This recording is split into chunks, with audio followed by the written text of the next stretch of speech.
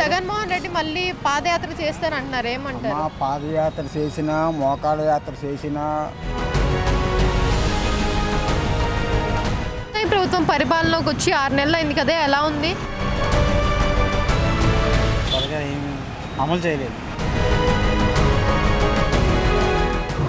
బాబాయ్, కూటమి ప్రభుత్వం అధికారంలోకి వచ్చి 6 నెలలు అయింది కదా, ఎలా ఉంది పరిపాలన?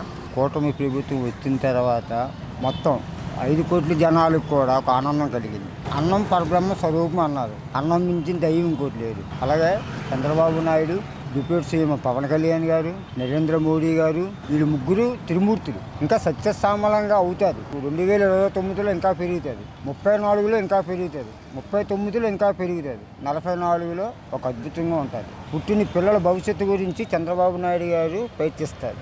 ఎంతమంది ఎన్ని అనుకున్నా ఫ్యూచర్ ఆలోచిస్తారు.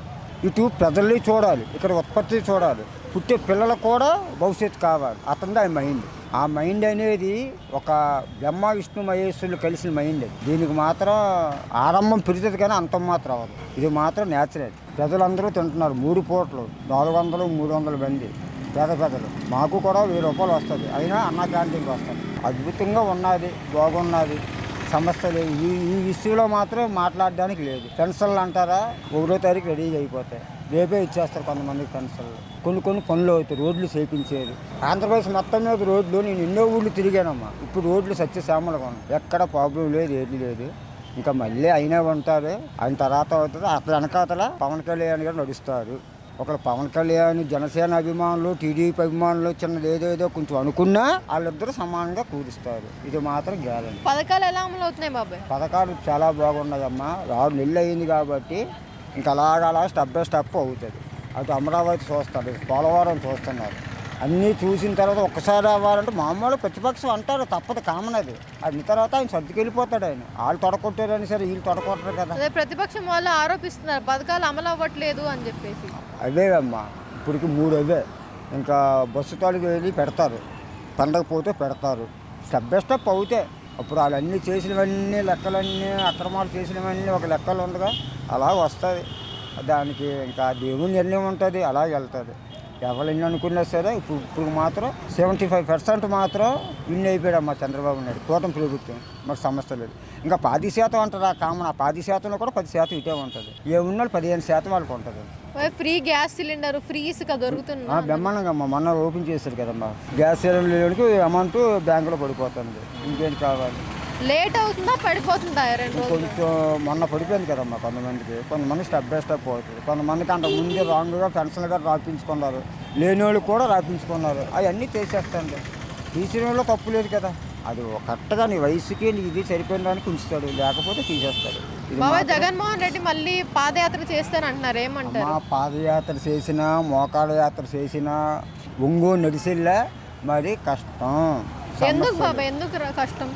కష్టం అంటే అక్కడ తెలిసిపోతుంది కదమ్మా. 2019లో 157 కొట్టినోడు 2024లో 11 దిగాడు అంటే సెంట్రల్లో లేట్ లేదు, అక్కడ 5 లేదు. అంతే. ప్రజలకి అనుకున్నారు ప్రజలు అంటే ఆయన ఏంటంటే డబ్బు ఇస్తున్నా నీకు చెప్పినట్టు చేస్తారు అనేది అనుకుని ప్రజలు అలా చేస్తారని ఊహాగానం. ఏమి లేదు తల్లి, ఎంత ఏడు చేసినా సరే 164 వచ్చాయి కదా, మరొక 4-5 పెరిగితే నెక్స్ట్ కూటమి. ఈసారి జగన్ ప్రభుత్వం అయితే వచ్చే అవకాశం సమస్య లేదు. ఇంకా ఇతను రెట్టింపు చేసుకెళ్ళిపోతాడు కదమ్మా. రెట్టింపు చేసుకెళ్తే ఇంకేటి వస్తుంది? ఇప్పుడు నాకు నువ్వు సత్యసామాన్యంగా చూస్తే నీమే సపోర్ట్ చేస్తాను కదా, వాళ్ళకి సపోర్ట్ చేయనుగా, అదే లెక్క. దానికి మరి ఇంకా ఆఫర్ లేదు. ఎన్ని చేసుకున్నా ఇది లేదమ్మా.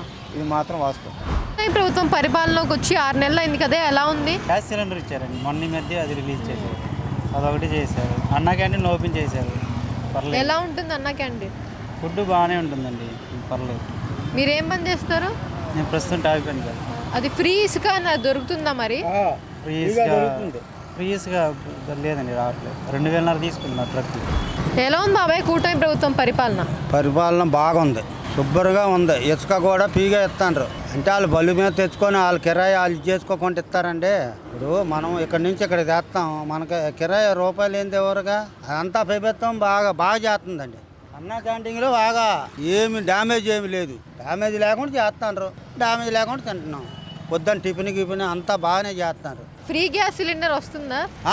గ్యాస్ సిలిండర్లు కూడా వస్తున్నాయి. మీరేం పని చేస్తారు బాబాయ్? నేను తాపి పని చేస్తాను. ఇసుక అయితే దొరుకుతుంది, ఫ్రీ ఇసుక మీకు? అన్ని పీగా దొరుకుతానే పెన్షన్ కూడా పీగా ఇస్తాను. వస్తుందా మీకు పెన్షన్? ఇంటికి వచ్చి ఇస్తాను. లేట్ అవుతుందా? ఒకటో లేట్ తారీఖు అవ్వలే, ఇచ్చేస్తారా? పొద్దున్న 6 గంటలకి తలుపు కొట్టిస్తారు. ఏం లేట్ అవ్వదు, ఏం అవ్వదు.